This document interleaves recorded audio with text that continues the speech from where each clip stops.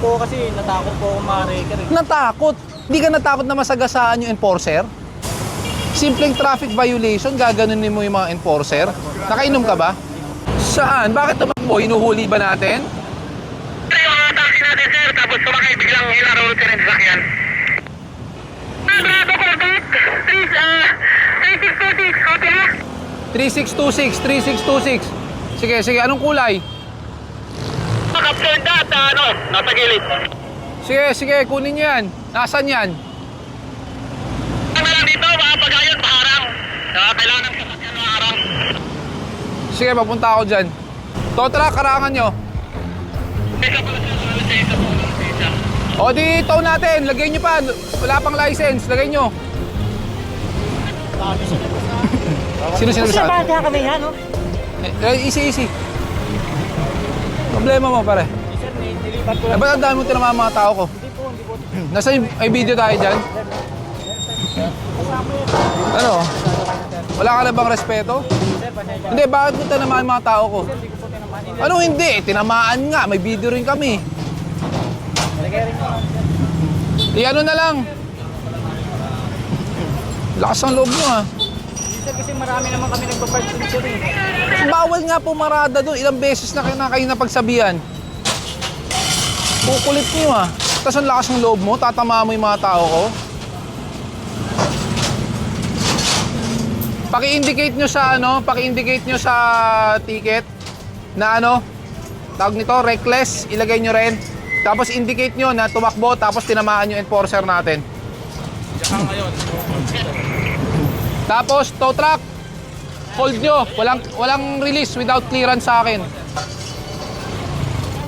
Hindi yung totoo, nakita mo o hindi? Hindi mo nakita kinakabit ka, inaangklahan ka? Mula doon. Dapat nagtanong ka muna naman. Dapat hininto mo, hindi yung itatakbo mo. Ilang tao natin tinamaan? Sila nakita tumatakbo, sila na sila. Sino tinamaan? Ito lang, sir. Kaya lang. Tinamaan siya sa pinto. Basta pinaksan niya kagad, sumakay agad ka sir eh. Pambira ka naman. Konti eh. Simpleng traffic violation, gaganunin mo yung mga enforcer. Nakainom ka ba? Pasensya na po. Kasi nagano lang po kasi natakot po ako ma-reker. Natakot. Hindi ka natakot na masagasaan yung enforcer? Mas natakot kang ma-raker. Wala po kami doon na nakakahinto, eh. Pwede ba kayo pumarada doon? Alam ko po bawal. Oh, alam mo naman palang bawal, ba't kayo pumaparada doon? This is considered a major thoroughfare dito po sa Sukat Road. So meron po kasing dito yung ilalim ng tulay going to Airport Terminal 1 na ginagawa po nilang parking area, which is a emergency lay-by area nga po to. So hindi naman po ito pwedeng gawing paradaan, kaya nga po pang emergency purposes only. So we've been operating this area for so many times already at mga sasakyan dito natitikitan kung hindi naman po natuto. So in this case po, meron po isang sasakyan dito na in the verge, we are already towing the car.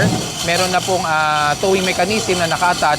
Sumakay po yung driver at agad-agad pong pinaandar ang sasakyan, which resulted to tinamaan po ang isa nating enforcer. So with that, tinamaan po siya sa may dibdib. Dahil yung pintuan nga po, nung pagbukas, biglang hinampas yung pintuan sa ating enforcer, then tumakbo po siya. So, fortunately naman, naabutan po natin yung sasakyan and sabi nga po ng driver, natakot daw siya na mato. So, sabi ko nga po sa kanya, natakot kang mato pero hindi ka natakot na tamaan po ang ating mga enforcers, which is duly a legal enforcer na nagpapatupad po ng batas.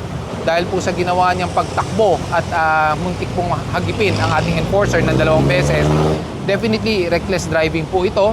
Then, yun po, aside from the illegal parking, magkakaroon po siya ng penalty na isa-seminar po siya because of the reckless manner of what he did.